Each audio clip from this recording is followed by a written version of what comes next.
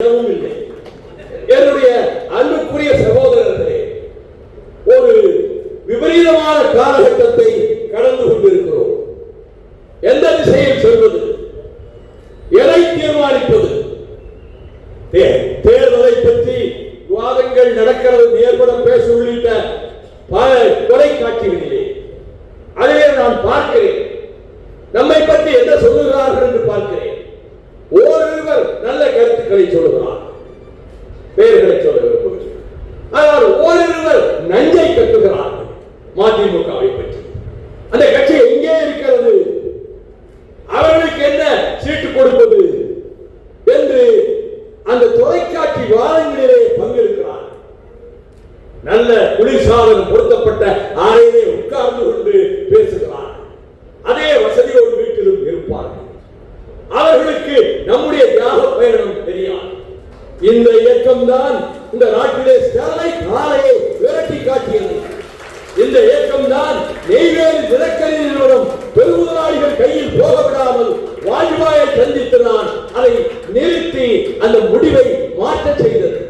முல்லை பெரியாருக்கு லட்சக்கணக்கான மக்களை நம்முடைய உத்தம வலயத்திலே இருக்கக்கூடிய அப்பாஸ் அவர்களோடு சென்று 658 ஊர்களிலே பிரச்சாரம் செய்து 10 லட்சம் மக்களை திரட்டி முல்லை பெரியாருக்கு ஒரு பாதுகாப்பை தேடி கொடுத்தவர் தான் ஜெயபிரகாஷ் நாராயணன் என்ற இளைஞன், திருமணம் ஆகாத இளைஞன்.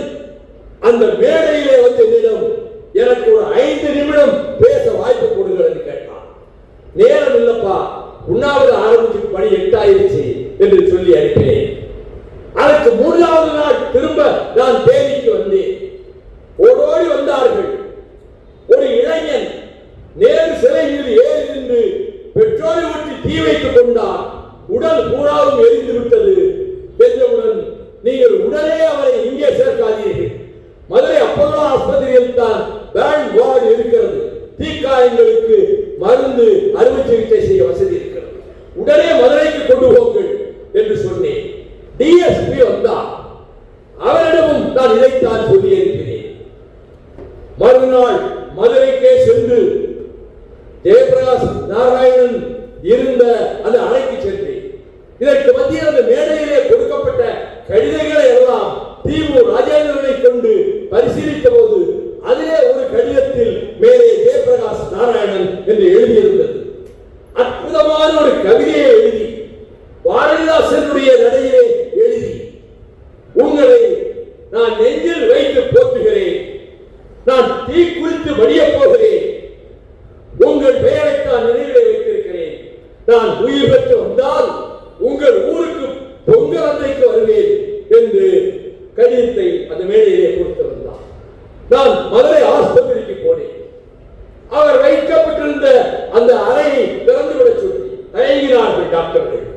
முகத்துக்கெல்லாம் அந்த முகக்கவர் போட்டுக்கொண்டு உள்ளே போனேன். கண் விழித்துக் கொண்டுதான் இருந்தான் ஜெயபிரகாஷ். அப்படி இருந்த ஜெயபிரகாஷ், இன்னைப்படி செய்து விட்டீர்களே என்று. அதனால் என்னன்னா, நான் பிழைச்சுக்கிடுவேன், இந்த வருஷம் தைப்பொங்கலுக்கு என்னை உங்க ஊருக்கு கூட்டிட்டு போவேன், அதை விட எனக்கு என்னப்பா வேலை என்று சொல்லிவிட்டு வந்தேன். மறுநாள் ஜெயபிரகாஷ் நாராயணன் இறந்து விட்டான் என்ற செய்தி டெல்லி போய் சேர்ந்த எனக்கு காலை 9 மணிக்கு கிடைத்தது. உடனே விமான நிலையத்துக்கு திரும்பினேன். சென்னைக்கு விமானத்தில் வந்தேன். அங்கிருந்து மதுரை சென்றேன். மதுரையிலிருந்து கார் எடுத்துக் கொண்டு வேக வேகமாக நான் தேனிக்கு சென்றேன். ஜெயபிரகாஷ் நாராயணனுடைய சடலம் வைக்கப்பட்ட அந்த வீட்டுக்கு எதிரே ஆயிரக்கணக்கிலே மக்கள் கூடியிருந்தார்கள். இப்பொழுது திமுகவிலே மாவட்ட செயலாளர் ஆகிவிட்ட அன்றைய அதிமுக தங்க தமிழ்ச்செல்வன் அங்கே இருந்தார். சரி, மயானத்துக்கு புறப்படலாம் முன்பு நேரு சிலை மீது ஏறி நின்று கொண்டு இந்த சிலையை உடைக்க வேண்டும் என்று 10 இளைஞர்கள் பிணைந்தார். போலீஸ் டிஎஸ்பி வந்தார். நாங்க தடுக்க முடியாது, நீங்க போய் முதல்ல தடுங்க. நான் அந்த சிலை அருகே சென்றேன். பண்டித நேருவா முல்லை பெரியார் பிரச்சனைக்கு காரணம்? ஏன் அந்த சிலையை உடைக்க போகிறீர்கள்? இது மிக மிக தவறு. இதற்காக 90 நாட்களாக போராடி கொண்டிருக்கிற நான் ஜெயபிரகாஷ் நாராயணனை அடக்கம் செய்வதற்காக வந்திருக்கிறேன், கீழே இறங்குங்கள் என்று மறு வார்த்தை சொல்லாமல் அத்தனை தோழர்களும் அதிமுக தோழர்கள் கூட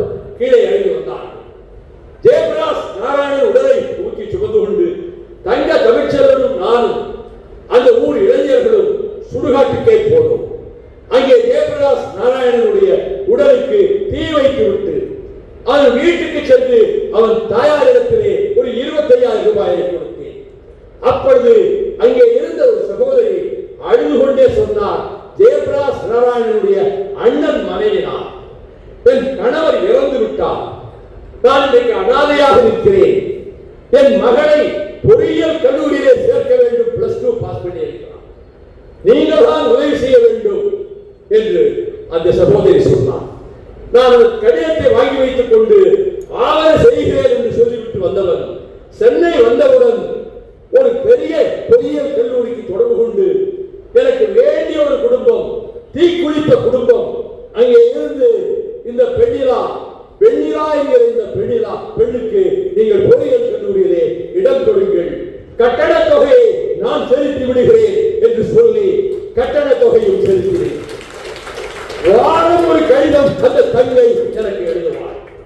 அவள் விடுதலையான பிறகு அவளுடைய திருமணத்தையும் நல்ல மாப்பிள்ளையாக பார்த்து நான் தான் திருக்குற்றாலத்துக்கு சென்று அந்த கல்யாணத்தை நடத்தி வைத்தேன்.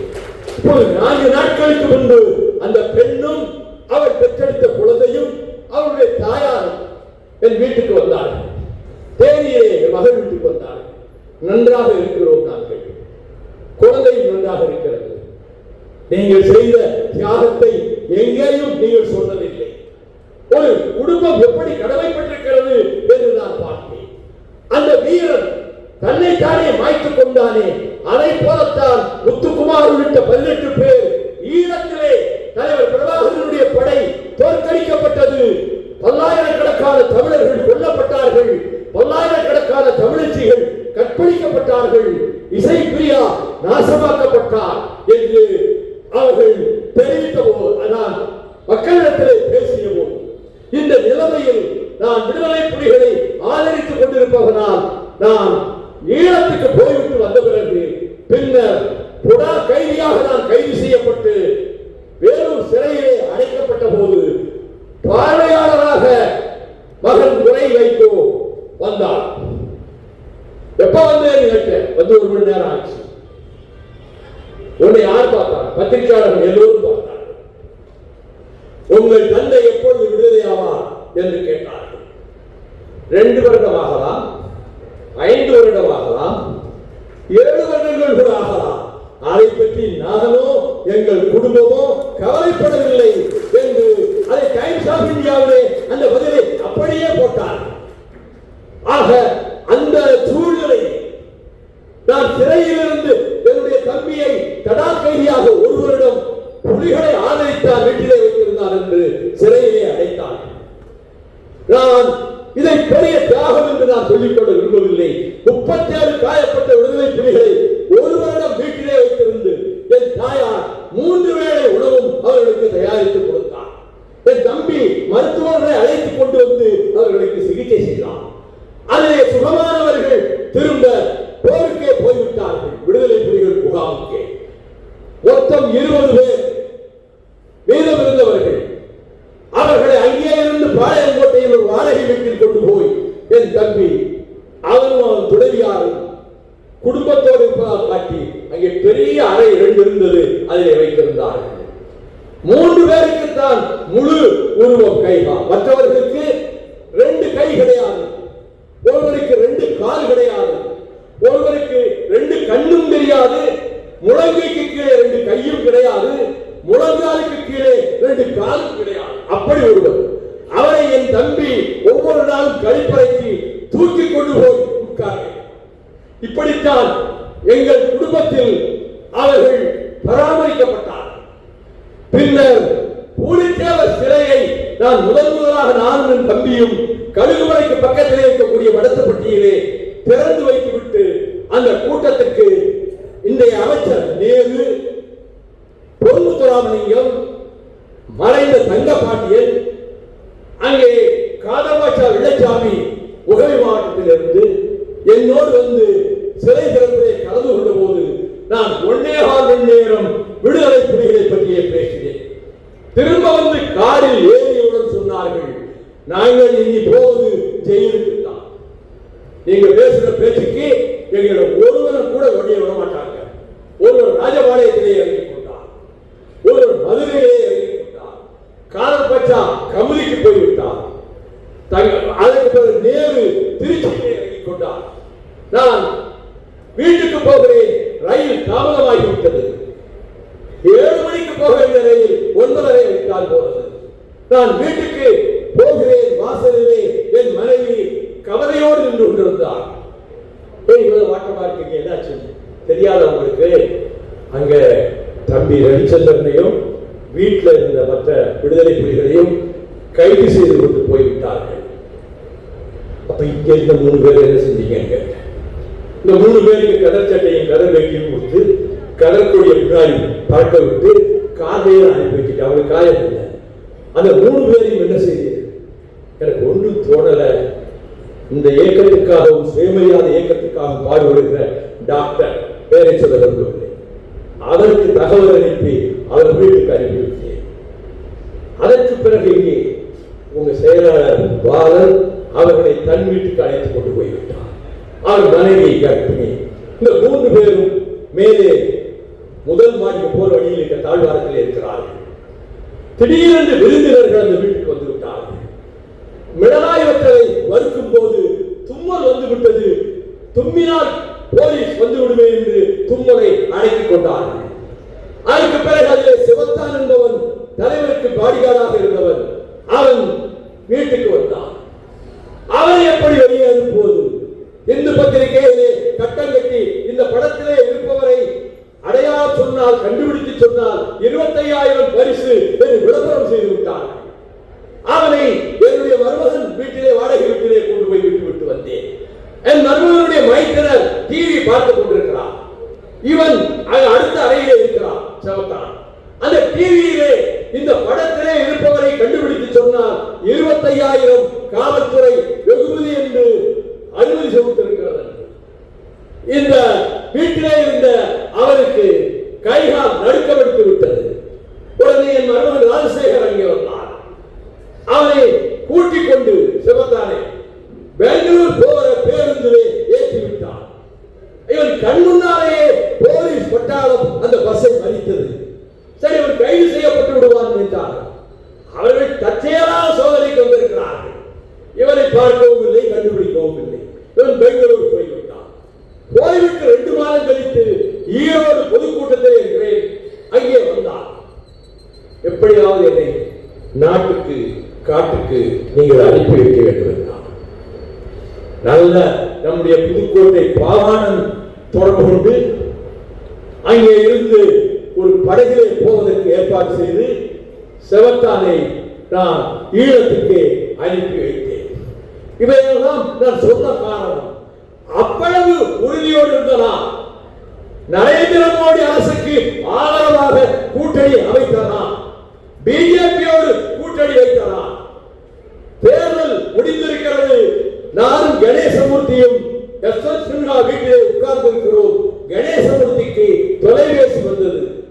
அதில் இலங்கை அதிபர் ராஜபக்சேவை பிரதமர் பதவியேற்புக்கு அழைப்பு விடுத்திருக்கிறார் என்று தொலைக்காட்சியிலே செய்தி ஓடுகிறது என்றார்.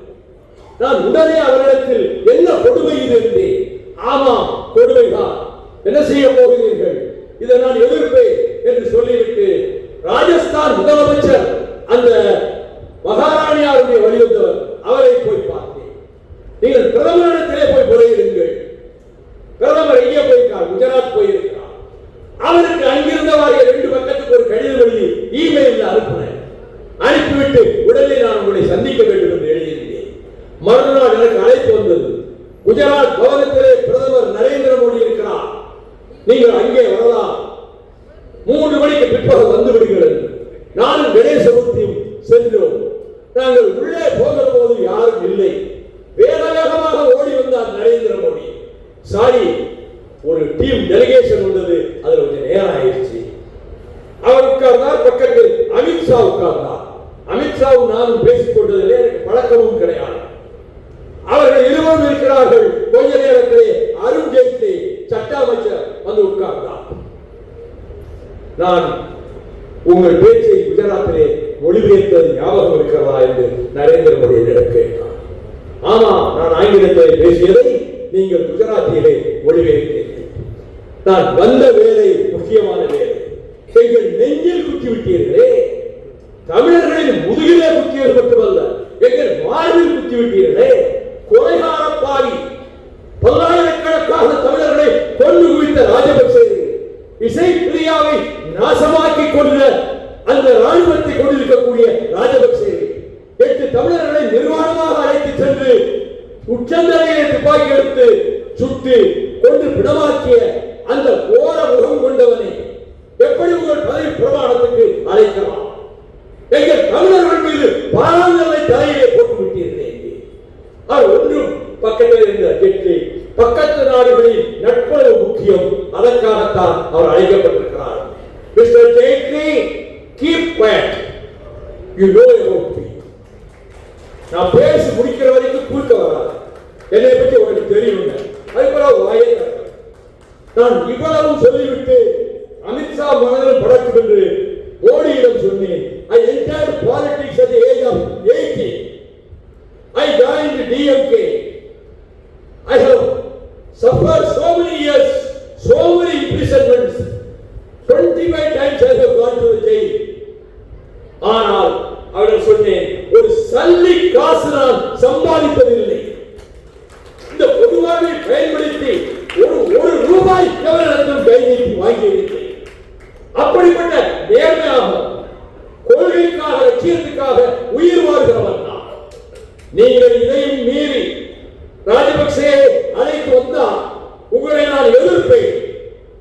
அந்த விடுதலைய கூட்டணியை துண்டித்துக் கொள்வேன். ஜந்தர் மந்தரிலிருந்து புறப்பட்டு பார்லிமெண்ட் ஸ்ட்ரீட்டிலே கருப்பு கொடி போராட்டம் நடத்துவேன் என்று சொல்லிவிட்டு தகவல் அனுப்பினேன். தமிழ்நாட்டிலிருந்து 500 பேர் ரயிலிலே வந்தார்கள். ஜீவன் மற்றவர்களும் ஏற்பாடு செய்து இந்த 500 பேரையும் கருப்பு கொடிகளை கையிலே கொடுத்து நானும் கருப்பு கொடி பிடித்துக் கொண்டு ஜந்தர் மந்தரிலே இருந்து பார்லிமெண்ட் ஸ்ட்ரீட்டிலே நடந்து போகிற போது நான் ஆங்கிலத்திலே தான் முழக்கமிட்டுக் கொண்டே வந்தேன். அப்பொழுது குழந்தை வேறு என் பக்கத்திலே வந்தார். நம்முடைய ஈரோடு மாவட்ட குழந்தை வேறு. இப்படி ஒரு பேச்சை என் வாழ்நாளில் கேட்டதில்லை என்றார். ஏனெனில் போலீஸ் ஸ்டேஷனுக்கு எதிரே இருந்து கொண்டுதான் பேசுகிறேன். ஒலிபெருக்கி ஏற்பாடு செய்திருந்தேன். எங்களை கைது செய்து கொண்டு உள்ளே போனார்கள். ஐஜி என் மீது அவ்வளவு மரியாதை காட்டினார். உங்களை பற்றி நான் கேள்விப்பட்டிருக்கிறேன். நீங்க அந்த நாற்காலில் உட்காருங்கள். பகத்சிங்கை பாராளுமன்றத்திலே வெடிகுண்டு வீசிய பின் அவன் இங்கே இருக்கிற ஒரு அறையில் தான் ஒரு நாள் முழுக்க அடைத்து வைக்கப்பட்டிருந்தார் என்று நான் வரலாற்றை படித்திருக்கிறேன். ஆமாம், அந்த அறையை நீங்கள் திறந்து காட்ட சொல்லுங்கள். நான் அந்த அறைக்குள்ளே சென்று அந்த மண்டலையிலே உட்கார்ந்து பகத்சிங்காக மனதுக்குள்ளே ஒரு பிரார்த்தனை செய்துவிட்டு வர வேண்டும் என்று நினைக்கிறேன். உடனே அவர் அங்கே இருக்கக்கூடிய அசிஸ்டன்ட் ஜெயிலரை அழைத்து அந்த பகத்சிங் ரூம் இருக்குல்ல, அதை திறந்து விடுங்க, இவர் உள்ள போய் பார்க்கணும். திறந்து விட்டார். நான் உள்ளே போய் மண்டியிட்டு அமர்ந்து பகத்சிங்கின் உடம்பிலே என்ன வீர உணர்ச்சி இருந்ததோ, அவன் நாடி நரம்புகளிலே மின்னல் பாய்வதை போல் எந்த தைரிய உணர்ச்சி ஊட்டப்பட்டதோ அது எனக்கும் வர வேண்டும். வாழ்நாள் போராடிலும் எனக்கும் அஞ்சாமல், அடிபணியாமல், சுயமரியாதை இழக்காமல், தன்மானத்தை இழக்காமல் நான் வாழ வேண்டும் என்று உறுதி செய்து கொண்டு நான் வந்தேன். பதவி பிரமாணம் நல்ல நேரம் பார்த்து மாலை 6 மணிக்கு தான் ஆரம்பித்தது. 9:30 மணி வரை பதவி பிரமாணம் நரேந்திர மோடி அமைச்சர்கள். அதற்கு பிறகு ஐஜி வந்து இப்ப நீங்க விடுதலை செய்யப்பட்டீங்க, நீங்க போகலாம் என்றார். அதன்படிதான் நான் வந்தேன். இதை ஏன் குறிப்பிடுகிறேன்? ஒரு கூட்டணியில் இருந்து இவன் தேர்தலுக்கு தேர்தல் கூட்டணி மாறுகிறவன். இவன் ஒரு பச்சோந்தி. என்னை படித்தார்கள், பத்திரிகைகளிலே என்னை விமர்சனம் செய்து அதிமுகவை விமர்சனம் செய்தார்கள். அவர்களுக்கு சொல்வேன், ஒரு கூட்டணியில் தலைமை அமைச்சர் என்னை அமைச்சராக்க வேண்டும் என்று விரும்புகின்ற ஒரு கூட்டணியில் அவர்கள் ராஜபக்சேயை பதவி பிரமாணத்துக்கு அழைத்தார் என்பதற்காக அந்த நிமிடமே கூட்டணியை உடைத்துக் கொண்டு பிரதமருக்கு கருப்பு கொடி காட்டிய கூட்டம் எங்கள் மறுமலர்ச்சி திராவிட முன்னேற்ற. ஆக இதை நான் நிறுவனத்துவமாக தெரிவிக்கிறேன். கூட்டணி மாறுகிற போது கொள்கை அடிப்படையில், லட்சியத்தின் அடிப்படையில் தான் நாங்கள் முடிவுகள் எடுத்திருக்கிறோம். ஆகவேதான் நான் மந்திரி பதவியை வேண்டாம் என்று சொல்லி வாஜ்பாயிடமும் அத்வானியிடமும் சொன்னதை ஈரோடு மாநாட்டிலே அத்வானி பேசும்போது அரசியலில் ஒரு சில அபூர்வ பிறவிகள் இருப்பார்கள். அப்படி ஒரு அபூர்வ பிறவிதான் இங்கே மேடையில் உட்கார்ந்து இருக்கிற வைகோ. அவருக்கு மந்திரி பதவி தருகிறோம் என்று நானும் பிரதமரும் எவ்வளவோ சொன்னோம், கேட்க மாட்டேன். ஒரு நாள் நான் அமைச்சராக மாட்டேன், என் கட்சியிலே 2 பேரை அமைச்சராக்குங்கள் என்று சொல்லித்தான் independent charge Kannappan, finance minister Senji Ramachandran அவர்களுக்கு அந்த பதவிகளை கொடுத்த போது ஆடிட்டர் அர்ஜுனராஜ் கண்ணப்பனுடைய வைத்தினர் அவர் வந்திருந்தார். மாமனுக்கு மந்திரி ஆசை வந்துவிட்டது என்று என் அறைக்குள்ளே அவர் சொல்லிவிட்டு நேற்று ராத்திரி எதுவும் சொல்லிட்டு இருக்காரு. இவர் மந்திரியாக என்ன, எங்களை இணை மந்திரியாக்க வேண்டியதானே? அப்படியா, நான் எதிர்பார்க்கலையே. சரி, மந்திரியாக்கியாச்சு. அப்பொழுது சொன்னார் ஆடிட்டர், நீங்கள் இப்பொழுது செய்திருக்கிற தியாகம் மறுமலர்ச்சி திமுக தொண்டர்கள் அனைவரும் உங்களை விட்டு விலகாமல் இருப்பதற்கு இதுவே காரணமாக. மந்திரி பதவியே வேண்டாட்டால் நமக்கென்னையா பதவி என்று இருப்பார்கள் என்றார். அதே போலத்தான் நீங்களும் உங்களை போன்ற லட்சக்கணக்கான தோழர்களும் எவ்வளவோ சோதனைகள் வந்தன, ஒன்றல்ல 2 அல்ல. அந்த மந்திரிகளாக இருந்தவர்களும் விலகி போனார்கள். நான் உயர்ந்த இடத்திலே வைத்து பார்க்க சிலர் விலகி போனார்கள். அவர்களை பற்றி எந்த மேடையிலாவது நான் ஒரு வார்த்தை விமர்சித்ததுண்டா? இப்பொழுது ஒரு சிலர் போக தயாராக இருக்கிறார்கள், இங்கிருந்து வெளியேற்றப்பட்டவர்கள். அதை அவர்களையும் நான் விமர்சிக்க மாட்டேன். அவர்களுக்கு விருப்பம் போகிறார்கள். நீங்களும் அதை பற்றி கவலைப்பட வேண்டாம். அப்படி விலகி செல்கிறார்களே இந்த கட்சி இல்லை. உங்களை போன்ற நெஞ்சுரம் கொண்ட தொண்டர்களாலே இந்த கட்சி பாதுகாக்கப்படுகிறது, பராமரிக்கப்படுகிறது. இந்த ஜென்மம் இனியொரு பிறவி இல்லை, எனக்கு அது நம்பிக்கையும் இல்லை. இந்த வாழ்க்கையில் 61 ஆண்டுகள் 30 ஆண்டுகள் திமுகவுக்காக உழைத்தேன். 25 முறை சிறை சென்றேன் திமுகவுக்காக, விசா கைதியாக. இந்திய எதிர்ப்பு போராட்டத்தின் போது சட்டத்தை எரித்து கொளுத்தியவனாக, நான் கொளுத்தியது அரசியல் சட்டம் என்று அறிவித்து விட்டு கொளுத்தியதற்காக நீதிமன்றத்திலும் சென்று நான் கான்ஸ்டிடியூஷன் ஆஃப் இந்தியா என்று நீதிபதிக்கு நான் சொன்னேன். சாண்டோ சின்னப்பத்தேவர்களுடைய மருமகன் ராமமூர்த்தி தான் அந்த நீதிபதி. எனக்கு ஹானரபிள் அக்யூட்டல், கௌரவமான விடுதலை கொடுத்தார். ஆகவே அப்படி திமுக தொண்டன் தடை கொண்டு விடக்கூடாது, நீ சட்டத்தை எரிக்க கூடாது என்றார் கலைஞர். ஒரு சில மாறம் சொல்லி எம்பி பதவி போய்விடும், நமக்காக தினமும் பேசுகிற வைகோ பார்லிமெண்ட்டுக்கு வர முடியாது, இந்த சட்டத்தை கொடுக்க கூடாதுன்னு சொல்லுங்க. அப்படியே சொன்னார். மாறன் காலையில் திரைக்கு போய்விட்டார். கலைஞர் வீட்டுக்குள் நுழைந்தார், நானும் கூட நுழைந்தேன். என்ன என்றார், ஊழல்தான் வைகோ சட்டத்தை கொடுத்துவார் என்று போர்டு வைத்திருக்கிறோம், போஸ்டர் ஒட்டி இருக்கிறோம். இப்பொழுது இந்த சட்டத்தை கொடுக்க கூடாது என்றால் இவன் வெறும் மைக் புலி, ஆவேசமா பேசுவான். ஜெயிலில் உள்ள பயந்துகிட்டு சட்டத்தை கொடுத்தாப்ப ஓடிச்சான்னு சொல்லி சொன்னா, கட்சி தொண்டர்களை கேட்டு டீக்கடை வாசலிலே தலை குனிவானே, அதற்கு இடம் கொடுக்க மாட்டேன். நீங்கள் மீண்டும் என்னிடத்திலே இதை கொடுத்தாரே என்று சொன்னாதீர்கள் என்று வீட்டுக்கு சென்று போன் ரிசீவரை வெளியே எடுத்து வைத்து விட்டேன். செல்போன் அந்த காலத்திலே கிடையாது. மாலை ரயிலிலே கோவில்பட்டியில் இறங்கி கரிக்கப்பட்டி சென்று என் தாயாரிடத்திலே காலில் விழுந்து ஆசி பெற்றுக் கொண்டு வருகிறேன். தந்தி வந்தது கலைஞர் அவர்கள், you should not burn the constitution. அங்கிருந்து திருநெல்வேலி சென்றேன். மாவட்ட செயலாளர் லக்குமணன் கலைஞர் பேராசிரியர் பேரில் தந்தி கொடுத்திருக்கிறார், நீங்க சட்டத்தை கொடுக்க கூடாது. என்ன செய்ய, கொண்டாட பாக்கெட் வச்சுக்கிறேன், அது கொடுத்தாரு, ஒரு அதையும் பாக்கெட் வச்சுக்கிறேன்.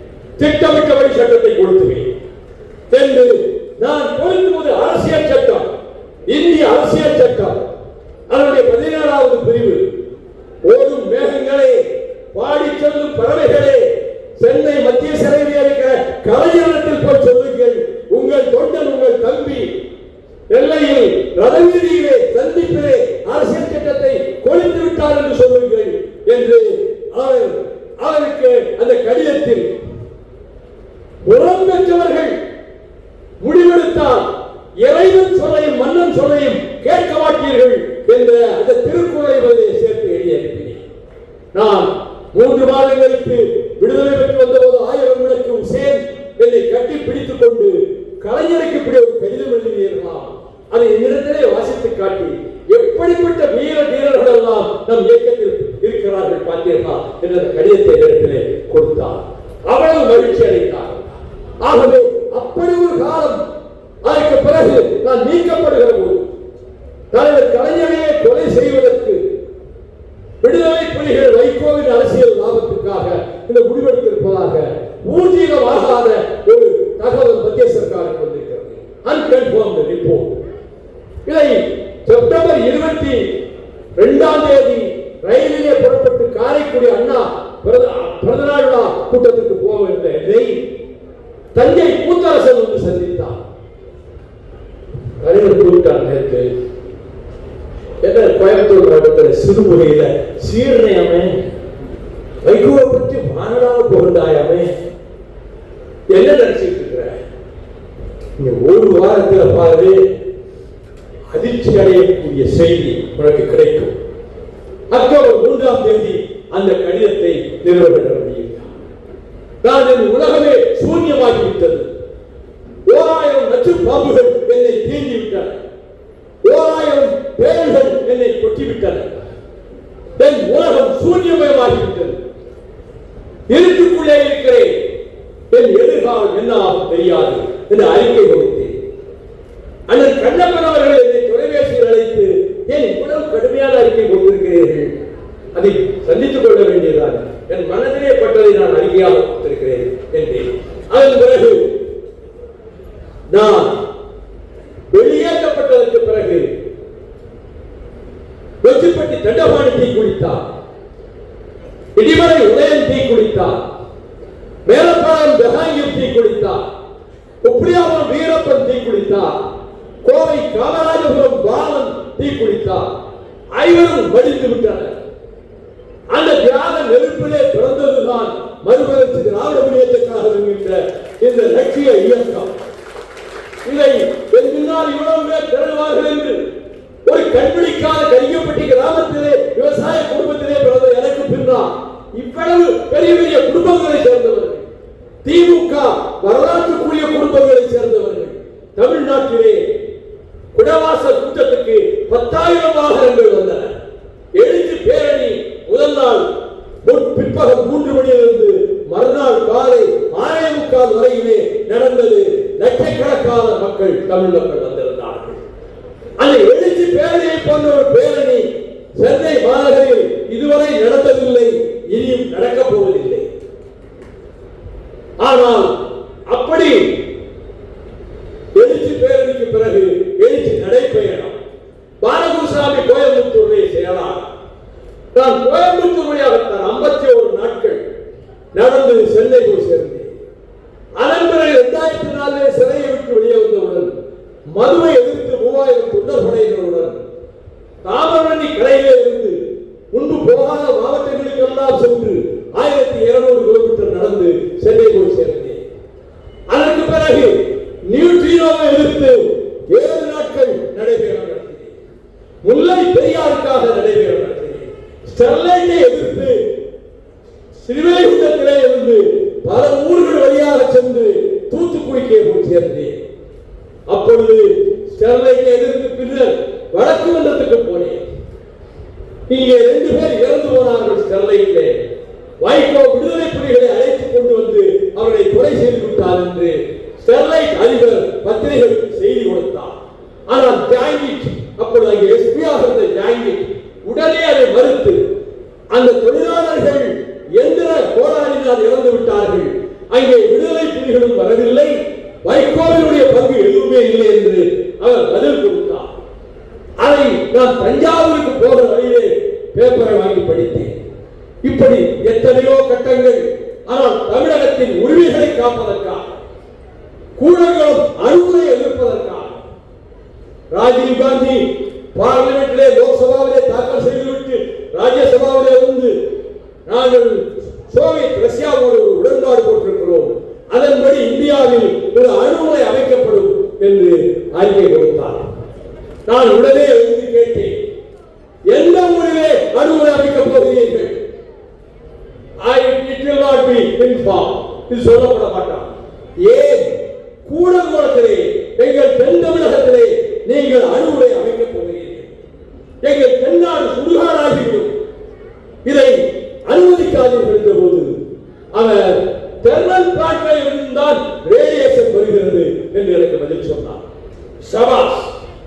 வயதிலேயே இந்த ராஜீவ் காந்தியை போன்ற ஒரு விஞ்ஞானியை நான் கேள்விப்பட்டதே இல்லை. அணுகுலையிலிருந்து வருகிற கதிரியக்கமும் தெர்மல்ல இருந்து வரக்கூடிய கதிரியக்கம் ஒன்றா? கிட்டத்தட்ட 1988 நவம்பர் 21 22 கூகுளிலே பாருங்கள், இந்த அணுகுலையை பற்றி பாருங்கள். 2.5 பக்கத்துக்கு நானும் ராஜீவ் காந்தி மோதிக்கொண்ட அந்த செய்தி வரும். ஆனா தமிழகத்துக்காக, செந்தமிழ் மொழிக்காக, தமிழ்நாட்டின் உரிமைகளுக்காக, நதிநீர் ஆதாரங்களை பாதுகாப்பதற்காக நான் நாடாளுமன்றத்திலும் பேசினேன், மந்தை வெளிகளிலும் திடல்களிலும் பேசினேன். ராத்திரி 12 மணிக்கு போவேன். 93 நான் நீக்கப்பட்டதற்கு பிறகு 10,000 மக்கள் இங்கே காத்திருப்பார்கள். 11 மணிக்கு போவேன், 10,000 மக்கள் காத்திருப்பார்கள். அப்படி எங்கு சென்றாலும் லட்சக்கணக்கிலே வந்தார்கள். 291 பொதுக்குழு உறுப்பினர்கள் திமுகவிலிருந்து என்னோடு வந்தார்கள். 9 மாவட்ட செயலாளர்கள் என்னோடு வந்தார்கள். செங்குத்தான பிளவு என்று மார்க்சிஸ்ட் கட்சி விமர்சித்தது.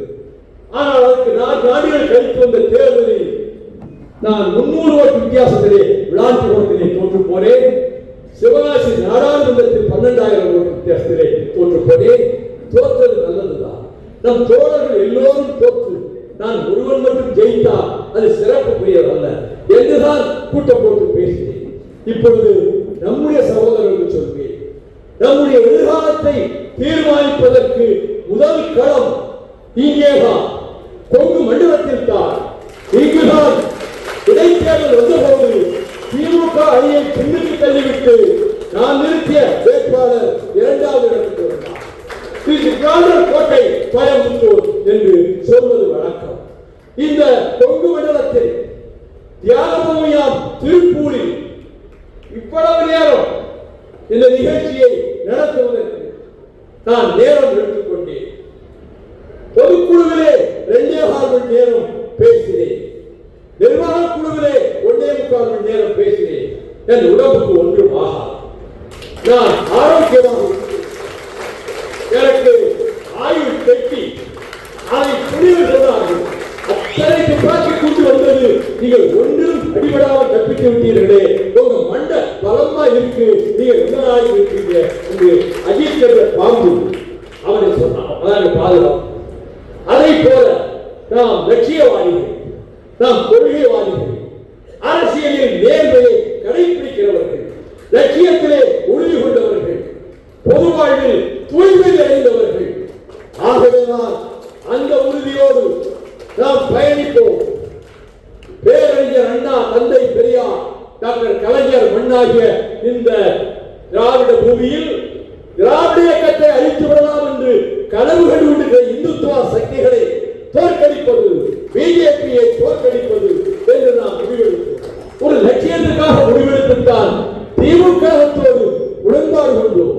உயர்நிலை குழுவிலே பேசி, நிர்வாக குழுவிலே பேசி, பொதுக்குழு அங்கீகரித்து நாம் திமுகவோடு உடன்பாடு வைத்தோம். கடைசியாக அவர் மரணப்படுக்கையிலே இருந்த போது தளபதி முதலமைச்சர் ஸ்டாலின் என்னை அழைத்துக் கொண்டு மாட்டிக்கு போனார். படுத்த படுக்கையாக இருந்த கலைஞரிடம் போய், அப்பா வைகோ வந்திருக்கிறார் என்று சொன்னார். அவர் கண்களை திறந்து பார்த்தார். உங்களுக்கு எப்படி நான் பக்கபலமாக இருந்தேனோ அதை போல தம்பிக்கும் என் வாழ்நாளில் இனி பக்கபலமாக இருப்பேன் என்று சொன்னவுடன் அவர் முதலில் என் கரத்தை பற்றினார். பிறகு ஸ்டாலின் அவர்கள் என் கரத்தை பற்றிக் கொண்டார்கள். அதை கூட்டத்திலேயே ஒப்புக்கொண்டு திருச்சி கூட்டத்தில் முதலமைச்சர் தளபதி பேசினார். இந்த சம்பவம் கற்பனை சம்பவம் அல்ல, உண்மையில் நடந்த சம்பவம். அந்த வாக்குறுதியை, அவருக்கு கொடுத்த சத்தியத்தை காப்பாற்ற வேண்டும் என்று கருதித்தால் திமுக கூட்டணியை விட்டு வெளியேறுவது என்ற சிந்தனையே எங்களுக்கு வரவில்லை. விமர்சிக்கலாம், கேள்வி பேசலாம். இதுவரை நம்மை பற்றி சொல்லாதா? 1500 கோடி வாங்கி விட்டார். கோடிகளை, வெறும் கோடியை கூட பார்க்காதவருக்கு இப்படி ஒரு பட்டம். எந்த நேர்மை எனக்கு கவசமாக இருக்கிறதோ அந்த கவசத்தை உடைக்க முற்பட்டார்கள். நான் நேர்மையாகத்தான் இருக்கிறேன். அதனால் தான் உங்கள் மத்தியில் நெஞ்சில் விட்டு பேசுகிறேன், தலையில் விட்டு பேசுகிறேன். நீங்களும் இந்த கைதத்தலோடு நின்று விடாமல் சொன்னபடி 200 பேரோ 500 பேரோ அவர்களை நீங்கள் திருச்சி வேண்டும். நம் எதிர்காலத்தை தீர்மானிக்க போகிற மாநாடு, நம் எதிர்காலம் எப்படி இருக்கும் என்பதை யூகிக்க போகிற மாநாடு.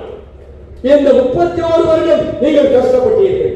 இந்த ஒரு முறை சிரமம் பார்க்காமல் திருச்சி மாநாட்டுக்கு அண்ணா பிறந்தநாள் உறுதி பெறுகிறார்கள்.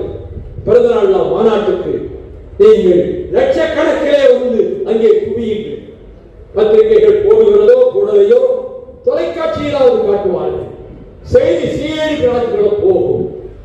லட்சக்கணக்கானவர்கள் உறுதியாக மறுமலர்ச்சி திமுகவிலே நிலைத்து இருக்கிறார்கள் என்ற செய்தியை பரப்புவதற்கு நீங்களே தூதர்களாக வேண்டும். நீங்களே மாநாட்டுக்கு வந்து சேர வேண்டும்.